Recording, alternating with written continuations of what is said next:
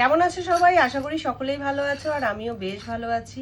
শুধু আমি নয়, আমার পরিবারের সকলেই ঠিকঠাক আছে। আশা করি তোমাদের পরিবারেরও সবাই ভালো আছে।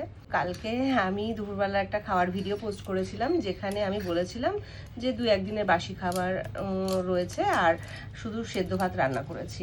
সেখানে 2-1 জন দেখলাম যে তাদেরকে মানে খারাপ কিছু লিখতেই হবে, সে তুমি যাই করো না কেন।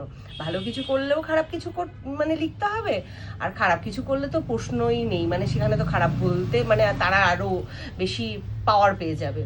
তা আমার ভিডিওর মধ্যে সেরকম কিছু পায় না, কিন্তু খুঁজে খুঁজে তারা খারাপ জিনিসটা মানে একদম হাইলাইট করবার জন্য উঠে পড়ে লেগেছে। তা তারা লিখছে, মানে এই ধরনের কমেন্টগুলো পেলে হাসিও পায়, আবার মানে কি বলবো কিছু আমি ভাষা খুঁজে পাই না। বলছে হ্যাঁ রান্না করবে কখন, সারাদিন তো ভিডিও বানাতেই ব্যস্ত, ওর জন্যই তো বাসি খাবার খায়। আরে ভাই, বাসি খাবার খায় মানে বাসি খাবারটাও তো রান্নাই করতে হয়েছে, নাহলে ফ্রিজে এলো কোথা থেকে, সেটাও রান্নাই করেছি। হ্যাঁ, কোনো কারণে মানে কালকে রান্না করিনি, বাসি খাবারগুলো ছিল বলে, নাহলে আমার ঘরে কিন্তু রোজই রান্না বান্না হয়। মানে 2-1 দিন বাসি থাকলে সেটা আমি ম্যানেজ দিই, ফেলে দিই না। আর সত্যি কথা বলতে আমার এত পয়সা নেই যে খাবার দাবার বানিয়ে নষ্ট করব, সেগুলো ফেলে দেব। আর তার থেকেও বড় কথা, আমি এত বড় ফ্রিজটা কিনেছি কি জন্যে?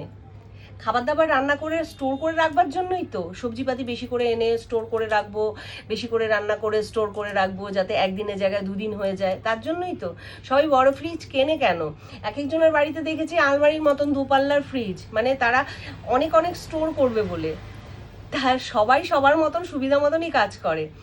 আর আমি তো ভাবছি মানে সামনের যে দিনগুলো আসছে, যে আমি রোজ আর রান্না করব না, মানে একদিন রান্না করব, 2 দিন খাবো, 3 দিন খাবো, মানে সপ্তাহে 1 দিন কি 2 দিন রান্না করব, একদম ভাগে ভাগে রান্না করে রাখবো। মানে একদিন একটু রান্নায় এফোর্ট দেবো, বেশি সময় দেবো, দিয়ে ফ্রিজে একদম রেখে দেবো, শুধু ভাতটুকু করব, সবজি বা ডাল তরকারি যেগুলো রান্না করে রেখে দেবো সেগুলো বার করবো, গরম করবো, খেয়ে নেবো। তাতে অনেক সময় বেঁচে যাবে, আর বেঁচে গেলে আমি ভিডিও বেশি বেশি বানাতে পারবো, ভিডিওর কাজে বেশি সময় দিতে পারবো, তোমাদের কথার অর্থে।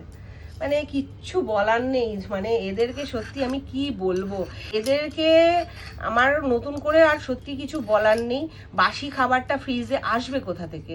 তোমাদের হয়তো অনেক পয়সা থাকতে পারে, তোমরা হয়তো মানে রান্না করে যেটুকুনি খাও, বাদ বাকিটা ফেলে দাও, কিন্তু আমি খাবার অপচয় করতে একদম পছন্দ করি না। এর আগেও ভিডিওতে আমি বলেছি, আর এখনও তাই, ভবিষ্যতেও তাই।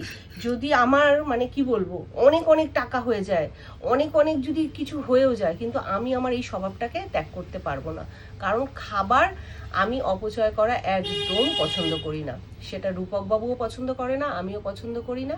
তাই আমরা যতটুকু খাবার থাকে, যদি সেই খাবারটা খাওয়ার যোগ্য থাকে, আমরা সেই খাবারটা মানে 2 দিন কেন 3 দিনের খাবারও খাই। হ্যাঁ, এবার কোনো কারণে যদি খাবারটা নষ্ট হয়ে যায়, সেই পচা খাবার খেয়ে তো আর শরীর খারাপ করব না, কিন্তু খাবারটা ভালো রয়েছে, খাবারটা কেন নষ্ট করব?